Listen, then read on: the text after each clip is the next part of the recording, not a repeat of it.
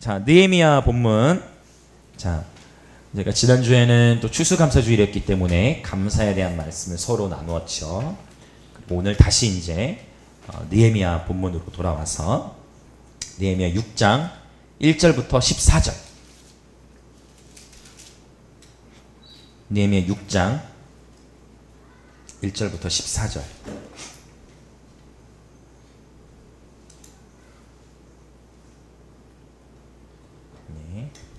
느헤미야 6장 1절부터 14절입니다. 먼저 우리 1절만 같이 한번 읽도록 하겠습니다. 느헤미야 6장 1절 시작. 산발락과 도비야와 아라비아 사람 게셈과 그 나머지 우리의 원수들이 내가 성벽을 건축하여 허물어진 틈을 남기지 아니하였다 함을 들었는데 그때는 내가 아직 성문에 문짝을 달지 못한 때였더라. 아멘. 자, 여러분, 산발락, 도비야, 그리고 게셈이 누구입니까? 우리 느헤미야 2장에서도 봤었죠. 바로 느헤미야가 하나님의 일을 시작하려 할 때 계속해서 업신여기고 비웃으며 방해한 세력들이에요. 이들이, 자, 그러니까 느헤미야가 이들의 방해로부터 백성들을 보호하고 계속 이 이스라엘 백성들을 동기부여를 잘해서 마음을 다잡고 계속해서 하나님의 일, 즉 성벽 공사를 완수해 가는 여정 속에 끊이지 않고 오히려 더 거세게 더 전략적으로 방해하고 있는 본문이 바로 오늘 이 느헤미야 6장의 본문이에요. 그러니까 여러분, 우리가 영적 전쟁에 대해서 이해할 때에도 내가 과거에 한번 승리했다 하여 그 연결된 영적 전쟁이 또 일어나지 않는 것이 아니라 내가 과거에 승리했다 할지라도 오늘 또 우리는 승리해야 되는 거예요. 어제 내가 마음을 잘 지키고 어제 그리스도의 평강을 누리고 어제도 막 많은 이들이 예수님 영접하고 예배도 너무 충만했어. 그런데 오늘 그 영적전쟁에서 패배할 수 있어요. 여전히 우리 삶에서 뚫고 나가야 할, 날마다 삶에서 대가 지불해야 할 영역들이 있다라는 거예요. 그리고 원수는 우리가 성장하면 성장할수록 원수의 공격이 약해진다라고 보기보다 우리가 영적으로 성숙해 갈수록 그만큼 원수의 공격도 성숙한 차원으로 더 높은 차원으로 온다라는 거예요. 그래서 때로는 우리의 삶 가운데에 있는 영적 전쟁으로 인하여 우리는 감사할 수 있어야 합니다. 아멘. 왠지 아세요? 마귀는, 이 원수의 세력들은요, 깨어나지 않은 사람들은 건드리지도 않아요. 그렇죠? 뭔가 하나님의 일을 하려고 하는 사람들, 뭔가 하나님의 부르심을 받고 도전하려는 사람들, 나라 민족을 위해 기도하고 끊임없이 자기의 삶을 구별한 하나님께 드린 사람들을 향해 원수도 공격해 오는 것이에요. 그러므로 저와 여러분 삶 가운데 있는 그 영적 전쟁이 있다면 그 영적 전쟁으로 인하여 하나님께 감사하십시다. 사실은 이 원리가 여러분 이 구약 성경을 보면은 역대상 20장에서도 언급하고 있죠. 여호사밧 군대와 예배자들, 여러분 그 암몬 족속이 공격해 올 때, 이방의 민족들이 공격해 올 때 그들이 어떻게 영적 전쟁에서 승리해요? 여호와께 감사하세요. 할렐루야. 네. 감사로 돌파해버리는 거예요. 여호와께 감사하세 그의 인자하심이 영원하시도다. 네. 감사와 예배로 영적 전쟁에서 돌파하며 나가는 모습 볼 수 있어요. 그러므로 저와 여러분 삶에 어떠한 영적 전쟁이 있다 할지라도 여호와께 감사하고 예배함으로 돌파하는 저와 여러분의 삶이 되기 원합니다. 아멘. 네. 그 전쟁을 즐겨야 돼요. 우리 삶 속에 있는 그런 영적 전쟁이 있으면 이제 그 전쟁하는 법을 배우고, 사사기서 2장에서 보면 하나님께서 이스라엘 백성에게 전쟁하는 법을 가르치시기 위하여 전쟁을 허락하셨다라고 말씀하시잖아요. 네. 우리를 주님께서 그리스도의 좋은 군사로 부르셨기 때문에 그리스도의 좋은 군사라는 것은 훈련이 필요한 거예요. 여러분, 제자는 어떻게 만들어질까요? 훈련을 통해 만들어져요. 훈련, disciple. 그쵸? discipline. 제자는 disciple. 그러니까 훈련되어져야 제자가 되는 거예요. 네. 훈련 없이 그리스도의 제자, 그리스도의 좋은 군사가 되어질 수 없다라는 것입니다. 하나님께서는요, 우리가 어제 승리했다면 오늘 또 승리하길 원하시고 내일 또 승리하길 원하세요. 아멘. 예수 그리스도는 내 어제나 오늘이나 영원토록 동일하시기 때문에 우리는 어제의 승리를 이어서 오늘 또 승리할 수 있고 내일 또 승리할 수 있는 것입니다. 그러므로 날마다 우리는 주의 임재 가운데 거해야 돼요. 날마다 주의 사랑 안에 거해야 돼요. 날마다 그리스도 안에 거해야 돼요. 많은 경우에 여러분, 저와 여러분의 삶을 뒤돌아보면 우리의 삶에 있어서 여러분 그리스도 안에 있을 때는 우리의 삶에 어려움을 겪잖아요. 근데 그리스도 밖에 있을 때, 나도 모르게 그분 밖으로 빠져나올 때, 내 마음과 생각이 그분으로부터 조금 자유해져서 느슨해져 있을 때, 그때 바로 그때를 경계해야 되는 것입니다. 자, 그래서 여러분 하나님의 나라는 계속해서 확장되려는 경향이 있기 때문에 하나님께서는 저와 여러분이 계속 성장하기를 원하시는 거예요. 이사야서 9장입니까? 아마 9장 6절 본문에 보면 예수 그리스도의 어깨 위에 정사와 정사와 평강의 더함이 무궁하다 했어요. 더함이 무궁하다. 그 끊임없이 증가된다라는 거예요. 그 얘기는 뭐냐면 하나님의 나라는 이 땅에서 계속 확장될 거예요.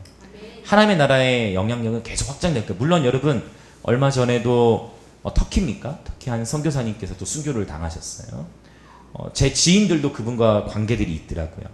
그래서 굉장히 안타까운 그런 소식을 들었는데 오늘날에도 정말 그리스도의 종들이 복음을 위해 목숨과 복음을 전하다가 순교 당하고 있는 게 오늘의 현실이에요. 당장 내 주변에서 그 일이 일어나지 않는다 하여 열방에 그런 일이 일어나지 않는 게 아닙니다.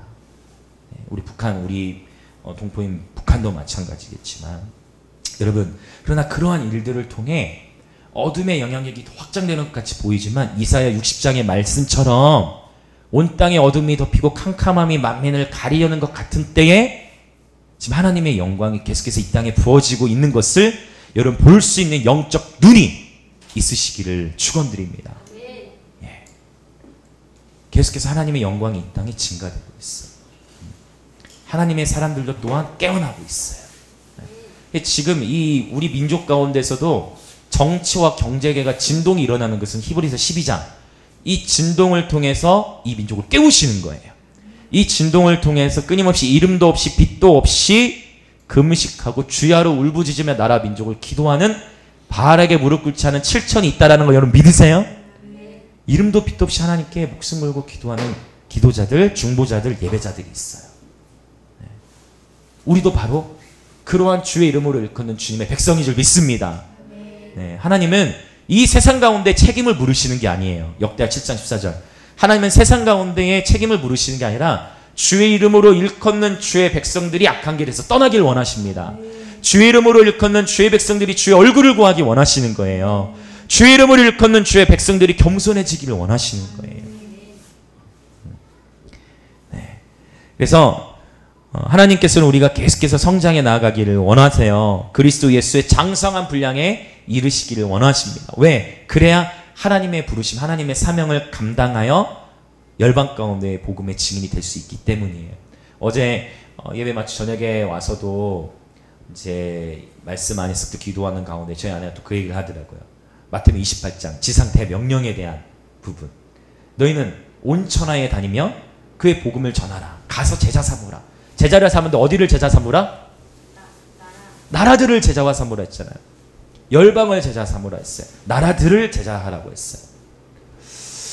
여러분 과연 우리가 이 세상을 살아가는 데 있어서 내 삶에 있는 문제들에 휩싸여서 여러분 열방을 바라볼 수 있는 시야가 좁혀질 때가 있다라는 것 여러분 어떠십니까? 저조차도 그래요. 내 삶에 처해 있는 문제와 당장 내 앞에 해결해야 될 문제들 그 문제들이 이렇게 다가오다 보면 하나님께서는 나라를 제자하라 우리 가운데 도전하 여러분 그 말씀이 목사에게만 주신 거 아니죠? 여러분 모두 다 왕같은 제사장들이시죠? 아멘. 아멘. 제가 자꾸만 마이크를 더 넘기려 하는 게 여러분이 왕같은 제사장이시기 때문이에요. 여러분의 스토리를 통해 하나님이 일하시기 때문이에요. 그 나라를 제자화하는 부르심에 대해서 아내가 또 얘기하게 되어졌고 다시 또 마음에 이렇게 불이 붙더라고요.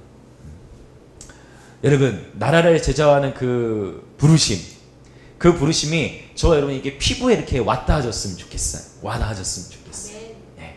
자, 어차피 한 번뿐인 인생 우리가 하나님의 나라를 위해 그러나 물론 또 이렇게 막 나라를 제자화해야 되기 때문에 그거에만 비전에게만 딱 꽂혀져 있으면 우리의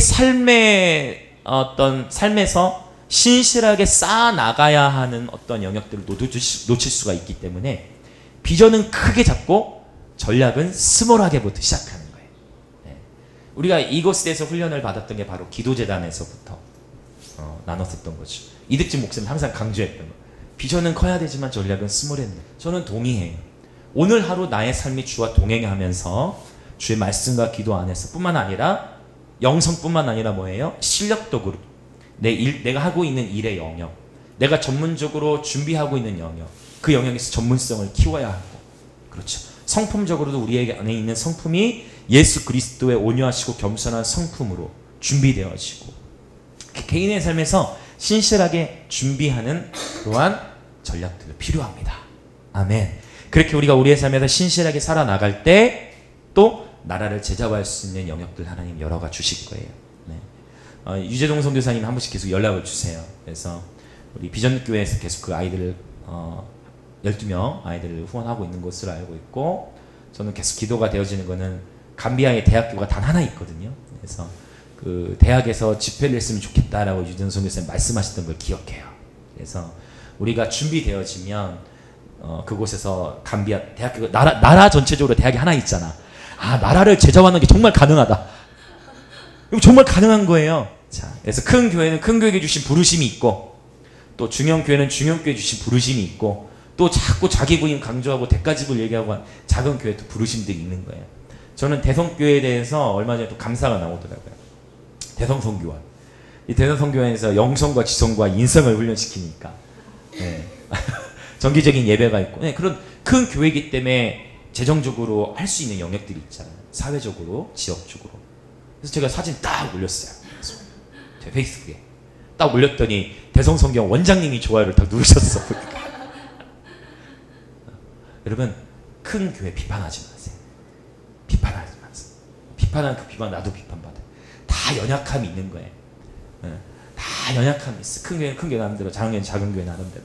중요한 것은 우리가 서로를 존중하는 거예요. 큰 교회들도 존중하고 중교회도 존중하고 우리가 서로 하나 되는 것이 중요해요. 그리스도 안에서. 그래서 다음부터는 다니엘 기도회도 한번 같이 동참해볼까 하는 마음이 있어요. 메시지들이 참 좋더라고요. 다니엘 기도회 뿐만 아니라 그냥 메시지 좋고 나쁜 그런 차원을 넘어서서 여러분 13,000개의 대한민국 교회가 연합해서 그 다니엘 기도회를 함께 하더라고요. 13,000여 개의 교회가 연합되어지는 네트워크를 저는 아직 한국에서 못 봤습니다. 여러분 보신 적 있으세요? 우리나라에 7만여 개의 교회가 있거든요. 그 중에 13,000여 개의 교회가 네트워크된 거 아직 못 봤어요. HIM 연합된 교회 50개 교회입니다.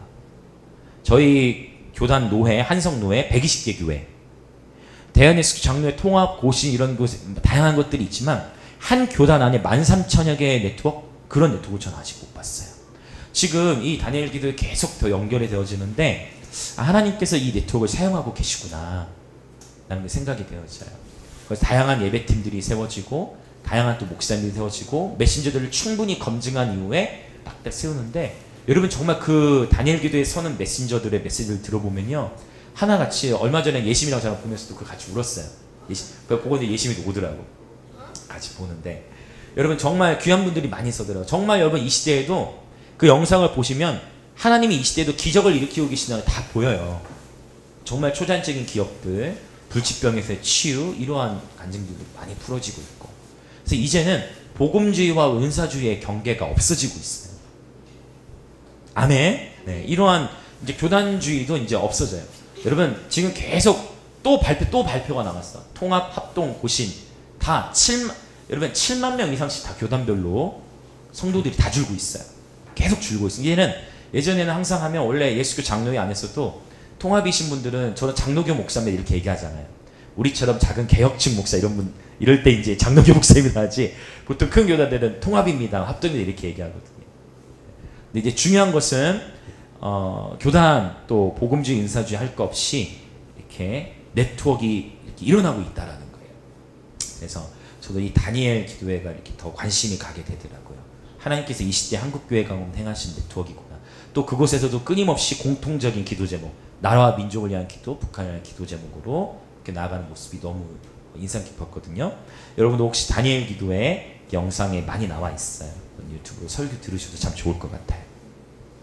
자, 다시 이제 그 말씀 내용으로 다시 돌아와 보면, 여러분 그래서 이 원수의 공격들 얘기하다가 지금 제가 3첩포로 좀 갔어요. 다시 말씀 본문으로 좀 돌아올게요. 그래서 여러분 예수 그리스도의 성품이 우리 삶의 기준이 되게 하는 거 너무 중요합니다. 자, 1절 후반부를 보면 허물어진 틈을 남기지 아니하였다 함을 들은 거예요. 이 원수들이. 여러분, 우리가 이 신앙생활을 해나가는 데 있어서 기초가 굉장히 중요합니다. 원수에게 틈을 주지 않아야 돼요.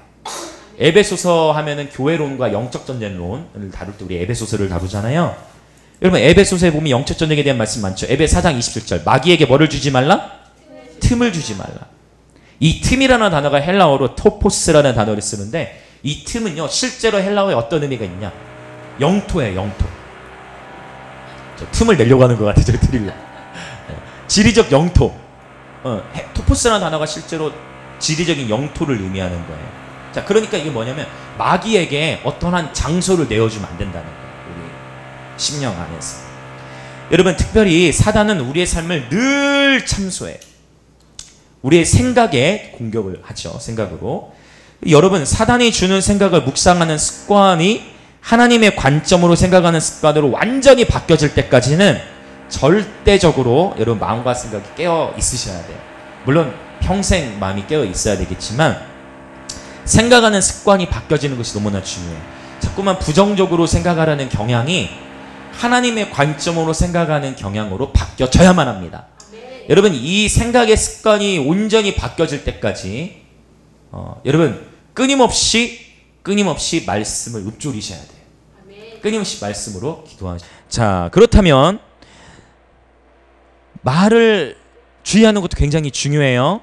여러분, 이 말에 있어서도 지금 우리가 느헤미야서를 보면서 말이 얼마나 중요한지 언급되어지고 있죠. 원수들이 공격할 때 내가 그 생각을 자꾸 묵상하다 나도 모르게 부정적인 말들이 자꾸 나오다 보면 바로 낙심이 오고 좌절이 오고 삶이 무너져 버리는 거예요. 그래서 여러분, 절대 다른 사람들을 향하여 함부로 언성을 높이면 안 됩니다. 예수님이 그러셨듯이 온유하고 겸손함을 늘 선택해야 돼요. 이 부분이 너무 중요해. 그래서 여러분, 이 생각의 습관이 우리가 사실은 반복적인 어떤 생각을 누구나 하게 되거든요. 근데 이 반복이 유대인들은 그렇게 이해해요. 유대인들에게 있어서 반복적인 교육이 굉장히 중요한데 한번 따라해 보시겠어요?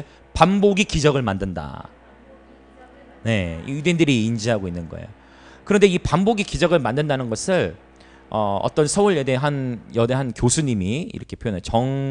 어떤 교수님인데 그분이 뭐라고 얘기했냐면, 자, 반복이 기적을 만들었죠. 그분이 얘기한 것은, 자, 패드를 만지면은 지직거리네. 내 몸에 전류가 그러나 지금.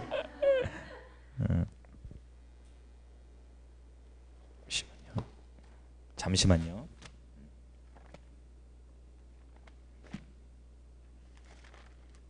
됐나요? 괜찮나요? 뭐 더 설정할 거 없나?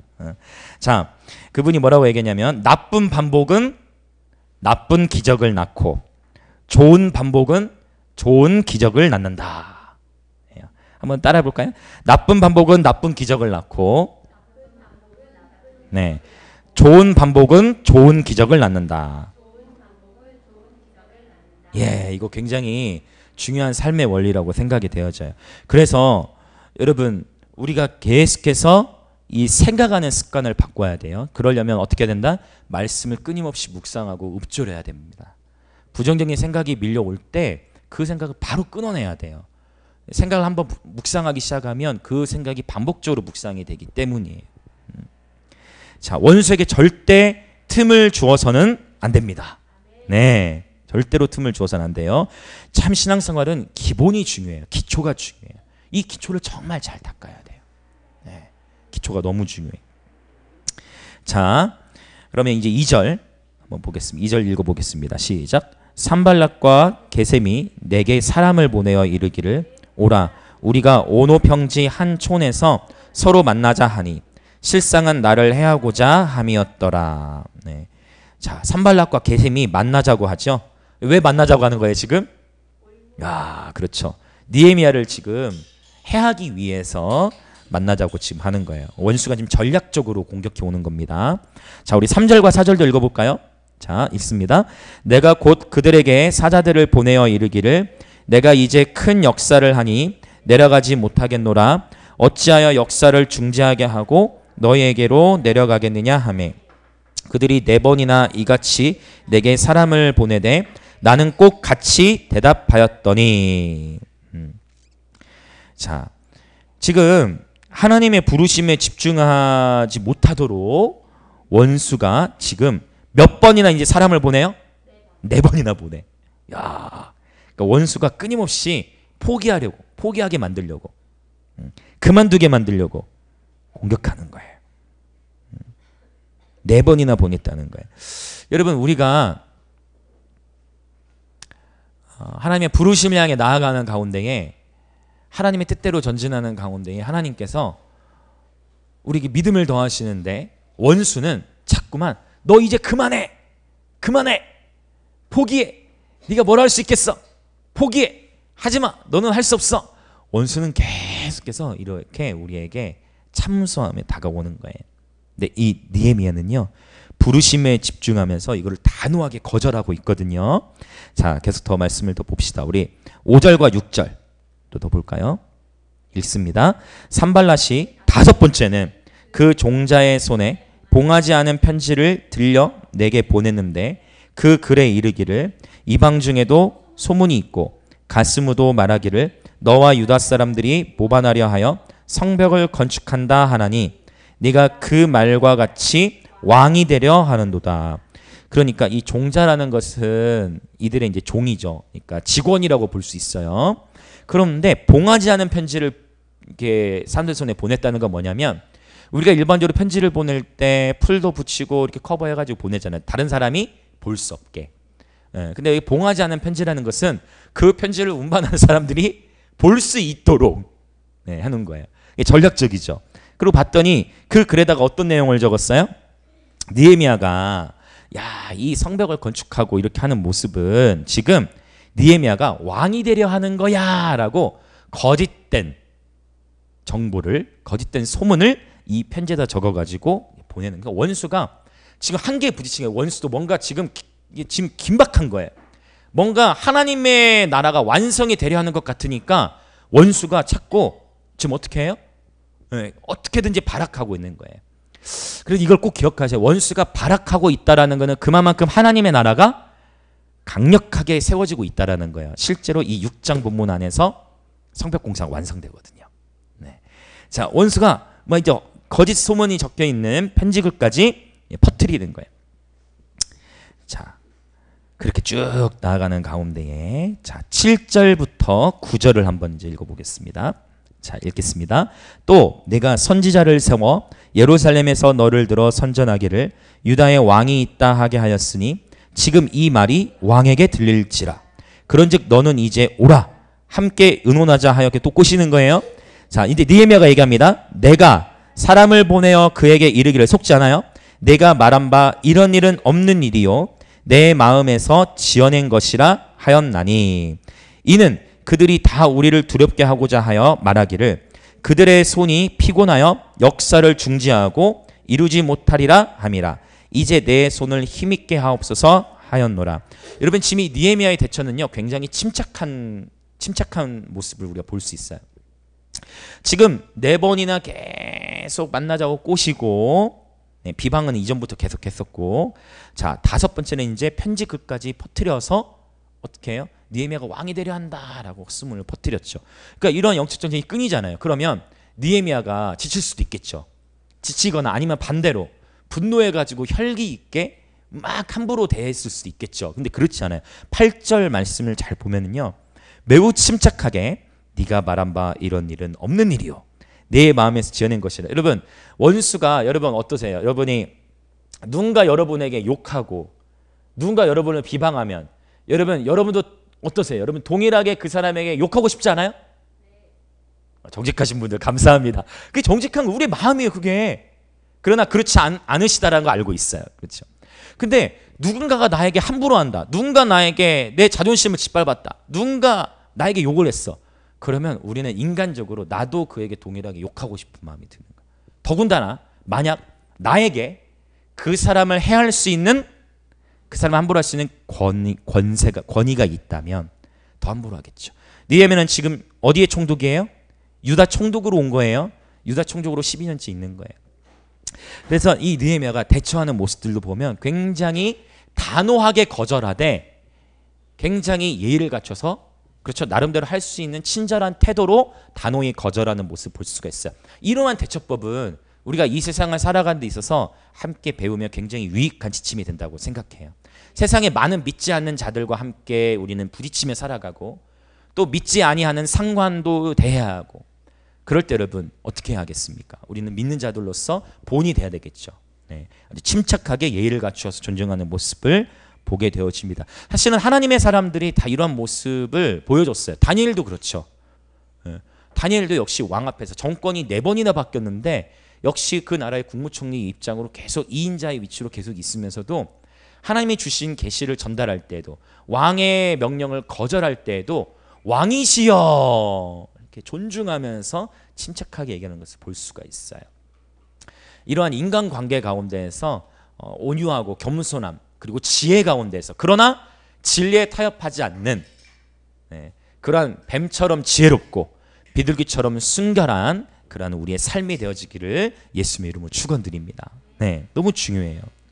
자, 또 전기 신경을 보실래요? 안 일어난. 살짝 났나? 안 난다. 자, 좋습니다. 자, 그래서 이 9절에 이제 끝을 또 보자면 저는 이 말씀이 너무 오늘 마음에 와닿았어요. 자, 9절 후반부입니다. 같이 한번 우리 선포하겠습니다. 이제 내 손을 힘있게 하옵소서. 아멘. 다시 한번 선포해 볼까요? 이제 내 손을 힘있게 하옵소서. 한 번 더요. 이제 내 손을 힘있게 하옵소서. 아멘. 좀 이 기도에서 저는 느헤미야의 이 간절함이 묻어난다고 저는 여겨져요.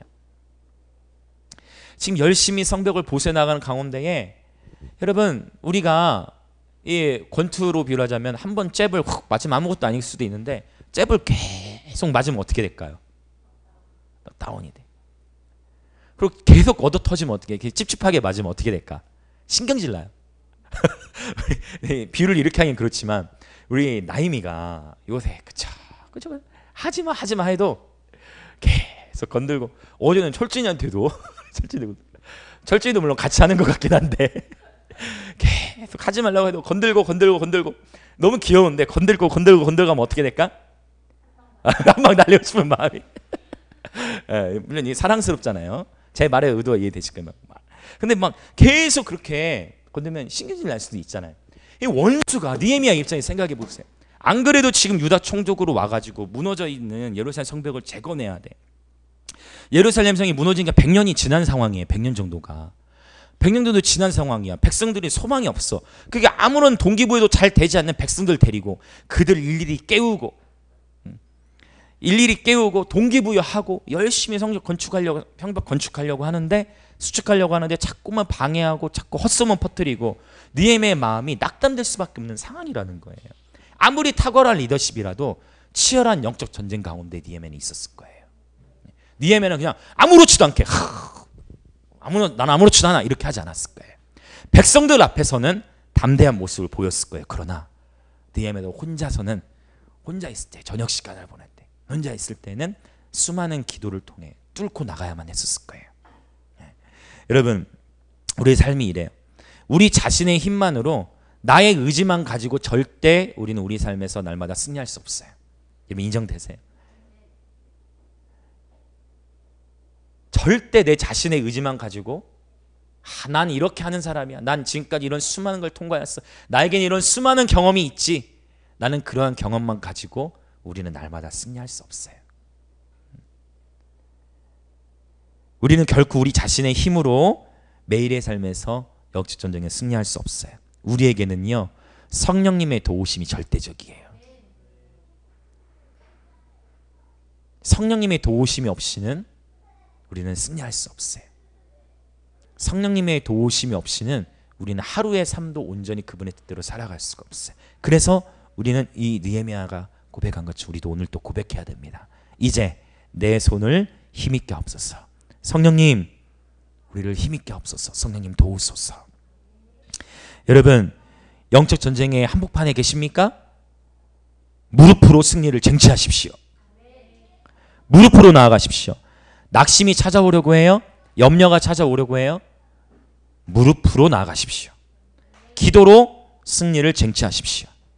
할렐루야. 네. 하나님은 우리가 그분을 간절히 찾기를 원하시는 거예요. 자, 10절 11절에 보면은요, 들라야의 아들 스마야가 이 두문불출하다라는 단어가 있는데, 두문불출이라는 것은 집에만 있고 밖에는 나가지 않으려 하는 그러한 모습을 의미하는 거예요. 10절 11절 한번 읽어보겠습니다. 시작. 이후에 무헤다벨의 손자 들라야의 아들 스마야가 두문불출하기로 내가 그 집에 가니 그가 이르기를 그들이 너를 죽이러 올 터이니 우리가 하나님의 전으로 가서 외소 안에 머물고 그 문을 닫자. 저들이 반드시 밤에 와서 너를 죽이리라 하기로 내가 이르기를 나 같은 자가 어찌 도망하며 나 같은 몸이면 누가 외소에 들어가서 생명을 보존하겠느냐. 나는 들어가지 않겠노라 하고. 자, 이거 본문이 이해가 되십니까? 그러니까 느헤미야, 당신을 죽이려는 저 원수들이 있으니 우리 어떻게 합시다? 숨읍시다. 저 성소로 성소는 좋은 곳이에요, 안 좋은 곳이에요? 너무 좋은 곳이죠. 성소로 들어가 숨읍시다. 거기에 숨어 있읍시다 라고 얘기하는 거예요. 이 말이 좋은 말일까요? 아니면 나쁜 말일까요? 자, 여러분, 성소에 거하는 것은 좋은 것이죠.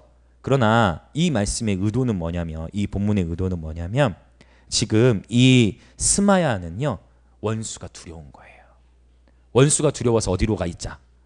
성소로 가서 숨어 있자. 느헤미야는 얘기합니다. 11절에서 바로 그것을 얘기하는 거예요. 나는 들어가지 않겠노라 라고 얘기하는 거예요. 여러분, 이것을 꼭 기억하세요. 원수가 두려워서 숨는 것은 해결책이 아니에요. 원수가 저와 여러분의 삶에 공격해 올 때 숨는 것은 절대 해결책이 아니에요. 해결책은 무엇이냐? 바로 무릎으로 나아가는 거예요. 할렐루야. 네, 하나님의 주권과 하나님의 사랑을 힘입어서 무릎으로 나가 기도하여 승리를 쟁취하는 거예요. 이 느헤미야는 성소로 들어가서 숨자라는 말에 동의하지 않고 여전히 성벽 공사를 백성들과 함께 진행해 나아갑니다. 자, 12절 말씀이 또 중요해요. 12절 읽습니다. 시작. 깨달은즉 그는 하나님께서 보내신 바가 아니라 도비야와 산발랏에게 뇌물을 받고 내게 이런 예언을 함이라. 깨달은즉, 이 깨닫다라는 단어를 보면 이 깨닫다라는 단어는 히브리어로 나카르라는 단어를 씁니다. 이 나카르라는 단어는 분별하다, 주의하다 또는 주목하다라는 의미가 있어요. 우리 인생 가운데에 지난주에도 철진이가 간증했던 것 같아요. 깨달음이 왔다라고 그런 간증을 해줬는데, 여러분, 깨닫게 되는 것은 엄청난 축복입니다. 여러분, 이건 놀라운 축복이에요. 깨닫는 것은. 내 삶에 어떠한 난관이 닥쳤을 때 지혜로운 사람은 하나님께 기도하며 여쭤요. 이 일을 허락하신 하나님 아버지의 마음은 무엇입니까? 여러분, 우리는 그리스도 안에서 생각하는 힘을 키워야 합니다. 왜냐하면 이 깨달음은 올바른 생각에서부터 시작되기 때문이에요. 잠언 49장 20절에 보면 이렇게 말씀하고 있어요. 존귀하나, 우리 모두 존귀해요. 동의되십니까? 하나님의 형상으로 창조되었기 때문이에요. 우리 모두는 존귀해요. 그런데 깨닫지 못하는 사람은요, 멸망하는 짐승과 같다. 이것은 사실 충격적인 말씀이에요. 하나님의 형상으로 우리 모두가 창조된 사람들이잖아요. 그럼에도 불구하고 깨닫지 못하는 사람, 멸망하는 짐승. 하나님은 우리 가운데 어떻게 하세요? 계속 사인을 줘요. 내게로 돌아와라, 내게로 돌아와라. 우리는 어떻게? 싫어요 할 수도 있지만 하나님이 나에게 말씀하고 계시는 것도 인지하지 못할 때가 많아요. 하나님은 우리가 깨어나길 원하고 깨닫기를 원하시는데 너무나 우리의 양심과 마음이 둔해져서 하나님을 향한 마음보다 세상의 그것들에 익숙해져 있다 보니 깨달을 수 있는 지각이 없어져 버리는, 굉장히 이것은 충격이죠. 그래서 깨달을 수 있는 건 축복이에요. 오늘 저와 여러분이 함께 기도할 때도 바로 그 깨달음의 영을 구하십시다. 이사야 11장 2절에 보면 총명의 영에 대해 말씀하세요. The spirit of understanding. 깨닫는 거예요. 이해하게 되는 거예요. 이 총명의 영으로 날마다 충만하시기를 예수님의 이름으로 축원드립니다. 예, 총명의 영으로 날마다 우리가 충만해야 되겠어요. 깨닫는 것은 너무나 큰 축복이라는 거예요. 그래서 어떠한 일들이 여러분 뭐 어떤 일이 있을 수도 있고 없을 수도 있지만 날마다 주님의 마음을 구하는 기도를 하십시오. 하나님 오늘 하루 하나님과 동행하기를 원하는데 오늘 하루 주님 나에게 어떤 축복을 주기 원하십니까? 여러분이 자꾸 주님께 여쭙는 기도를 많이 해야 돼요. 다윗이 그랬죠. 하나님께 자꾸 여쭙는 기도. 어떤 일이 있을 때에도 하나님 이 일이 무슨 의미일까요? 하나님 저에게 무엇을 교훈하시기 위함입니까? 하나님 제가 어떻게 해야 합니까?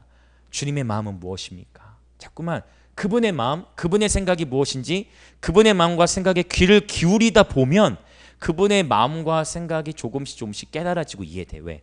하나님이 그렇게 기도할 때 우리의 마음을 아시고 그분의 마음을 비춰주시니까.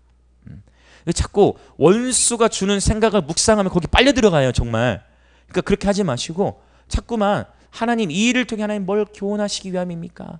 하나님 주님의 마음은 무엇입니까? 라고 자꾸 여쭙는 그런 기도 생활이 우리 가운데 있어야만 하겠습니다. 제가 보니까 불과 한 10년 전만 해도 하나님의 음성을 듣는 기도, 주님 마음을 구하는 기도, 주님께서 이런 감동을 주셨습니다라는 표현이 대중화되질 못했어요. 실제로 제가 잘 아는 지인 고신 측의 목사님은 하나님의 음성을 듣는다는 이유로 면직을 당하셨어요. 네. 근데 여러분 오늘날에는 보니까 그런 표현이 좀 익숙해진 것 같아. 복음직권에서도 뭐 주님이 제게 이런 감동 주시면서 대학원 강의 들을 때도 그래. 교수님들도 그렇고 학생들도 그렇고 복음직권에서도 마찬가지로 다 그런 표현을 쓰더라고요. 야, 하나님께서 이제 그런 영역들을 일반화시켜 가고 계시는구나. 예. 그만큼 주님의 재림의 때가 다가오고 있는 것 같아요. 여러 측면으로. 자, 그래서 오늘 또 그렇게 기도할 거예요. 총명해요. 야, 네가 깨달은 거예요. 이런 문득 신앙생활하다가 이런 경험 하신 적 있죠? 신앙생활 하다가 분명히 있으실 거예요. 아, 그렇구나. 막 계시가 임할 때도 있어. 와, 하나님 마음이 이거였구나. 와, 주님 이걸 나에게 교훈하시기 위함이었네. 와, 그렇구나. 그 깨달음이 올 때가 있어. 바로 그 순간 총명의 영이 임한 거예요. 자, 느헤미야도 깨달은 거예요. 아, 뭘 깨달았어요? 여기 봤더니 누구도 바로 이 스마야도 하나님께서 보내신 게 아니라는 거예요. 여러분 이 유혹에서 벗어나야 돼요. 여기에는 분별이 필요한 거예요. 그래서 분별할 수 있는 힘 바로 어디서부터 시작된다? 올바로 생각하는 데부터 시작이에요. 생각하는 힘을 먼저 키워야 돼. 그리고 그 생각하는 힘을 키우려면 어떻게 해야 된다? 말씀을 많이 묵상해야 돼. 뿐만 아니라 기준은 말씀이에요. 기준 하나의 말씀인데 인문학적인 책도 좋아요. 책을 많이 보세요. 다양한 책들 많이 보셔도 좋아요. 기준은 하나님의 말씀이에요. 자, 도비야와 산발랏에게 뇌물을 받고 내게 이런 예언을 합니다. 알고 봤더니 분별해봤더니 야, 이 스마야가 누구에게 뇌물을 받았어요? 야, 도비야와 산발랏. 느헤미야 1장에서 지금. 그래서 여러분 예언도 여러분 저도 은사주의 한국에서 은사주의를 가르치는 곳에서 7년을 있었지 않습니까? 네. 너무 하나님의 귀한 은사들이 많아요. 특히 예언도 너무나 귀한. 오늘날 사실은 전도할 때 이 예언의 은사가 굉장히 탁월하게 사용이 되어져야 돼요. 그런데 이 예언이라는 것도 여러분 돈을 밝히고 하는 예언들을 경계해야 돼요. 저는 벌써 7년 동안 이런 영역들 그래서 훈련시키신 것 같아요. 다양한 사례들을 제가 다 갖고 있어요. 다 보고 듣고 배우고. 여러분이 다 얘기를 안 해서 그렇지. 그래서 여러분 이러한 것들로 뇌물을 받고 예언하는 것은 이세벨의 영의 영향력이에요. 발람 선지자도 성경에서 보면 그러다가 죽임을 당했죠. 뇌물을 받고 이런 예언들을 하는 거. 왜? 성소로 들어가 숨자라는 어떤 선지자가 그런 예언을 하면 아, 선지자의 말을 신뢰해야 돼 하고 들어갈 수도 있잖아요. 근데 여러분 그 성경에 보면 신약 성경에 예언은 귀중한 것이기 때문에 예언을 멸시하면 돼야 안 돼요. 예언을 멸시하지 말라 했어요. 만약 하나님으로부터 오는 예언이 있으면 여러분 그 녹음하셔도 좋고 정리하셔도 좋고, 네, 여러분 예언을 절대 멸시하면 안 돼요. 그러나 예언은 뭐 해야 된다고 했어요? 분별해야 한다 했어요.